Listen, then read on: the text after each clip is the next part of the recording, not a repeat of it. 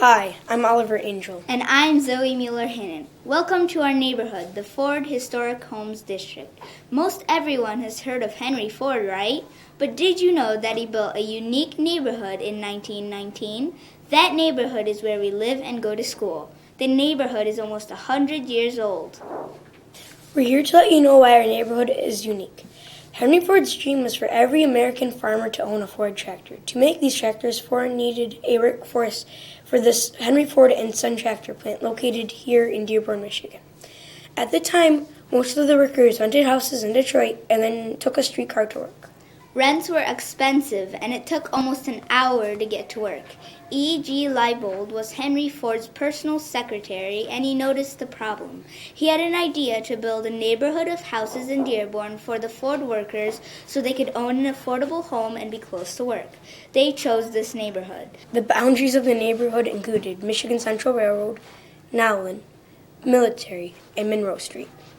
In order to get the resources that Ford needed to build the houses and save money, Ford built a narrow gauge railroad to bring building supplies directly to the building sites. Horses were used to move the rail cars in 1919. The railroad ran between Nona and Park Streets. The company even had its own private shops, including a tin shop, a mill, and a plumbing shop.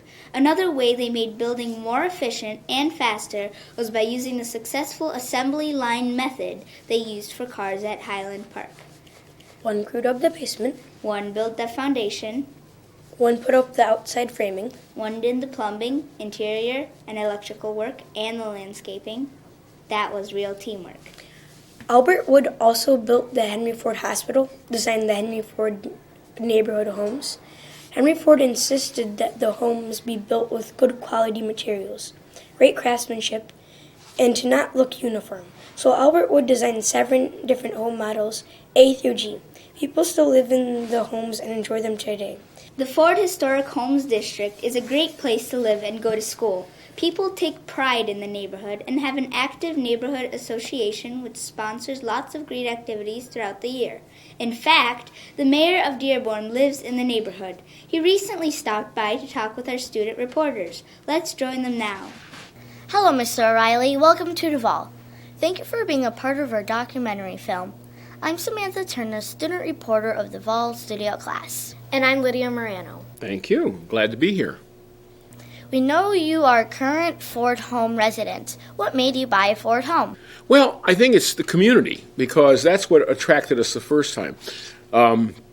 This isn't just a neighborhood, but the people get together and do things together and have activities together. And we like that idea. We liked a community where people knew each other and engaged each other.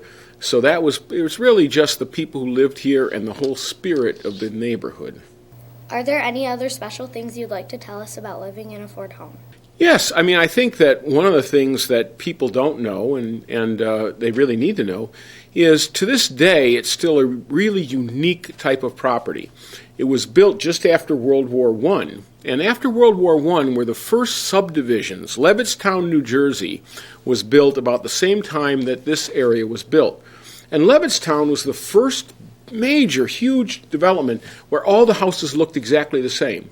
If you got on the wrong block, you wouldn't find your house. And Henry and Clara Ford had a whole different aspect. They wanted to build a community that really looked like a community. So these homes are very different. They're actually modeled after New England, what were called salt box homes. That was the model he used, but they did things differently. So every home had a Federalist arch over the door. So if you look at the door of any of these, there's an arch across the top. That's an unusual element. It's called a Federalist arch. But each model had a different one. Then he had open porches. Then he had asymmetrical roofs. Instead of the traditional roof that kind of matches, one side of the roof is longer than the other. So he put all these elements in to make them really unique. The other thing he did, which again was not done in most other developments of the time, is he actually had each house set back a little different, so they weren't all in the lines. They didn't all look the same, and they weren't all lined up, so it looked, kind of artificial. So Henry and Clara Ford really put a lot of time and energy into developing homes that they thought would be unique. And guess what? It worked. Nowhere in America is there a neighborhood that was exactly like this neighborhood. Strangely enough, My parents moved here from Boston, Massachusetts during World War II.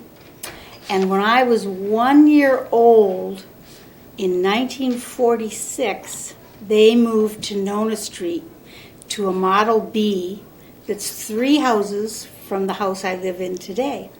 The neighborhood was totally different. Most of the mothers stayed at home. It was very, very rare for a mother to actually work outside of the home. Everybody's mother took care of everybody else's kids. So when we were in the neighborhood, we were being watched all the time because mothers didn't hesitate to discipline neighbors' kids. It was expected for them to participate. Another huge difference was our furnaces were heated by coal. So huge trucks would pull up in front of the houses. They would run metal troughs all the way from the street up to a door on the side of the house, a small square metal door. And then they would shove coal through that chute down into your basement. And that was called the coal bin. And my older brother, when we used to get up in the morning, his first responsibility in cold weather was to go down and shovel coal into the furnace. Because by the time, we woke up in the morning, the furnace was dying down and wasn't giving as much heat to the house. Another difference was that we always had a fruit and vegetable truck that drove through the neighborhood. It was a big truck with open sides, and we would go outside when they came, and the families, mostly the mothers, would gather around the truck and pick out what vegetables and fruits looked best. And so they were delivered right to your street and to your door. One of my favorite things that happened when I was a child was there was a man who would come through the neighborhood in the summer months ringing a big handbell. It was clanging away. And you'd see all the mothers scamper into their houses, and they would grab their kitchen knives and run outside when the man with the bell came, because he carried a huge whetstone that he ran with a pedal system, and he would stand outside your house sharpening the knives for the kitchen. And so everything was sort of delivered on the spot in terms of needs.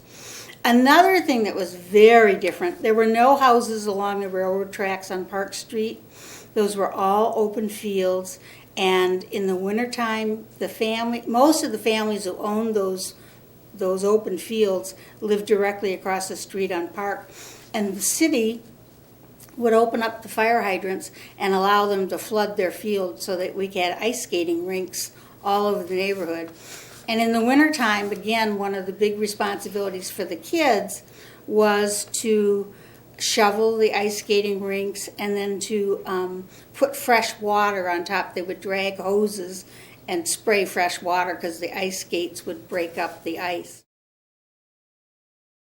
I have lived in this house for about 16 and a half years with my husband and 2 kids. We were looking for a house for about 3 months when we moved here from Mississippi, and we couldn't find anything that we liked. I wanted a brand new house is really the problem. I wanted a brand new house because I wanted everything to be mine and new and sparkling, and so now I have almost a 100-year-old house, but I absolutely love it.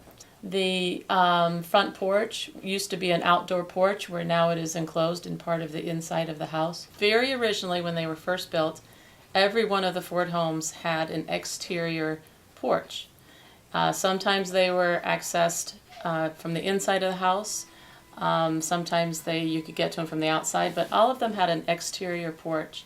Our house had an exterior porch. It is now part of the inside of the house, which makes the living room a lot larger than it originally was. But it's one of the features that I really enjoy about this house. I like this neighborhood because it has a very family-friendly feeling. You know your neighbors. People walking by, you say hi. People walking their dogs, you know people's dogs' names. It's just a great place to be. The people know each other, and that's why I like it. Me and my parents have lived in a historic home for my entire life, so I was born into this neighborhood, and I grew up there. Really good place to live. What model do you live in?